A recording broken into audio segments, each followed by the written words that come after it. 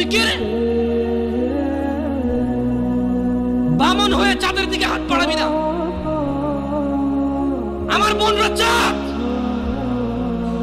ওয়াল্লাহি যেদিন ইসলামী শাসন আসবে, যেদিন ইমাম মেহেদী আসবে, যেদিন ঈসা আলাইহিস সালাম আবার আসবে, ওনার বন্ধের উপর যারা হাত দেবে উনি হাত কেটে ফেলবে। তুই বামন হয়ে চাঁদের দিকে হাত বাড়াইস না। আমার বোনরা চাঁদ।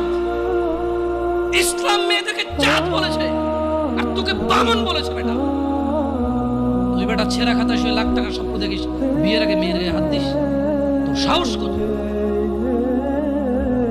তোর সাহস কত?